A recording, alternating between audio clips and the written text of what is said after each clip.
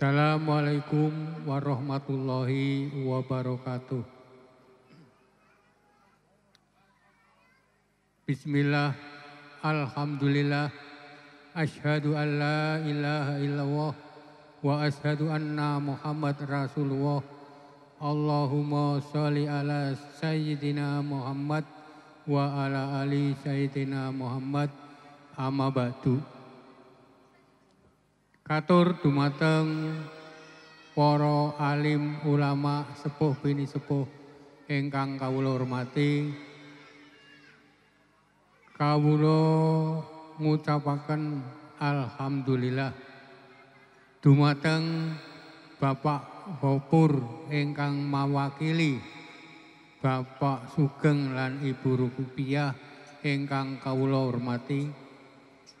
Bapak-bapak, ibu-ibu, adik-adik, kakang-kakang, pengiring penganten saking Dukuh Kasugunung, Kecamatan Doro, Kabupaten Pekalongan, ingkang kawula mboten saged nyebut setunggal-setunggalipun ingkang kawula hormati.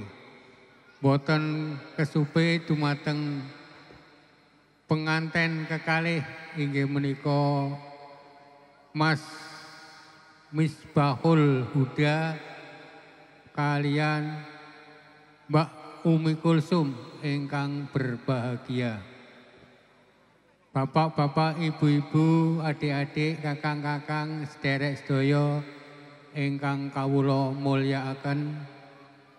Langkung rumiyin monggo kita tansah muji syukur dumateng Allah Subhanahu wa taala bilih ngantos wekdal menika kita sedaya tasih dipun paringi kesehatan sehingga saged menyaksikan resepsi penganten antarane Mas Misbahul Huda kalian Mbak Umi Kulsum boten wonten alangan setunggal punapa.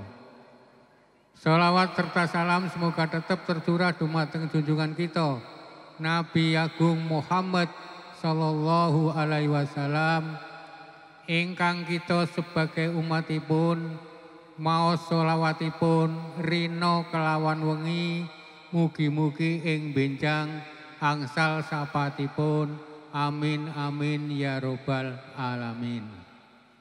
Para bapak ibu sederek sedaya ingkang kawula hormati, langkung rumiyin kula minangka wakilipun sederek kawula Rohmat lan Siti Sundari ngucapaken matur nembah nuwun lan dimonggo napa ingkang sampun dipun paringaken saking sederek kula Rohmat menika. Ten mriki kawula minangka wakil, nak Pak Rohmate arep nampa dhewe jare ora usah, sampean wae sing wakil. Berhubung kula wakil nggih mboten padha karo sing diwakili. Wau saking Pak Ustadz Gopur sampun panjang lebar matur lan weling dumateng penganten kekalih lan pasrah dumateng Rohmat lan Siti Sundari. Kawula minangka wakilipun dipun nampi dipun kanampi sampun kula tampi kalih bingaing manah. Mula saking menika monggo si Rohmat kalo Sundari si Misbahul Huda menika pun dadi anake sampean. Aja dianggep anak mantu, anggap wae anake dhewe. Anggap wae anake dhewe. Dadine Mas Misbahul Huda ya ora usah riku-riku, anggap wae nang omahe dhewe. Kula minangka wakil masyarakat Sijegur mriki nggih kawula nampi kanthi binggaing manah mugi-mugi saged sesarengan sayuk rukun napa ingkang dados adat sabene wonten ing masyarakat mriki mugi-mugi saged menyusahkan diri utawi sareng-sareng supados nek enteng yo brayan junjung nek abot brayan mekul dados enteng. Lah saking menika matur nuwun sanget saking Pak Ustadz Hopur ingkang sampun masrahaken nggih kula tampi kanthi bungahing manah orang rumati awit cilik wis oleh anak gede wis bisa usaha dhewe alhamdulillah. Mugi-mugi penganten kekalih menika dadosna keluarga ingkang sakinah mawadah warahmah amin ya robbal alamin. Saking Bapak Rahmat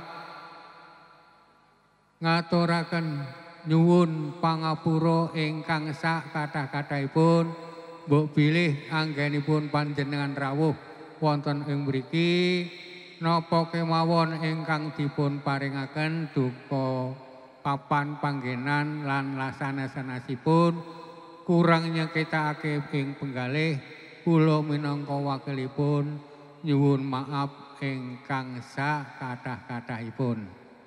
Mekaten ingkang saged kawula aturaken kurang luwihipun mbok bilih anggen kula matur menika kurang pas inggih kawula nyuwun pangapura ingkang sak kathah-kathahipun.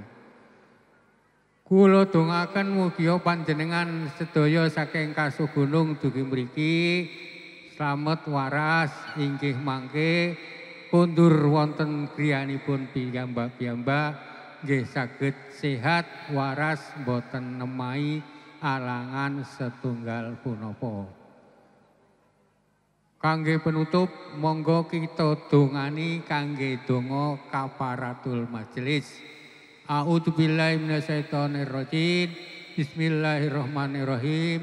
Subhanaka Allahumma wa bihamdika asyhadu alla ilaha anta astaghfiruka wa atubu ilaik. Rabbana atina fid dunya hasanah wa fil akhirati hasanah wa qina adzabannar walhamdulillahi rabbil alamin. Matur nuwun. Assalamualaikum warahmatullahi wabarakatuh.